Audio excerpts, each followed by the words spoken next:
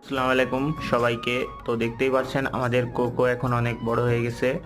এখন সে নিজে নিজে এই জায়গায়ও বসতে পারে, সে উঠতে পারে, তার সব রকম কাজ সে করতে পারে। এখন এখন মোটামুটি কোকোর অনেক হয়েছে, বাট কয়দিন ধরে কোকো কোনো যে খাবারটা ওরে খাওয়াইতাম আমরা, তো সেই খাবারটাও খাচ্ছে না। কেন যে খাচ্ছে না এটা তো বুঝতে পারলাম না। তো আপনারা যদি কেউ জেনে থাকেন তাহলে কমেন্ট সেকশনে জানায়েন যে কোকো কেন ওই খাবারটা খাচ্ছে না।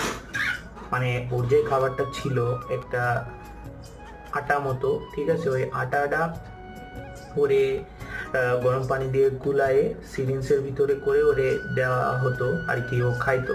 সেটা এখন ও খাচ্ছে না। কেন খাচ্ছে না এটি মানে আপনারা কমেন্ট সেকশনে লেখেন। আমি নিজেও বুঝতে পারছি না যে ওকে এখন অন্য খাবার খাওয়াবো কি কি খাবার খাওয়াবো। এই যে কোকো, এই কোকো, টাকা।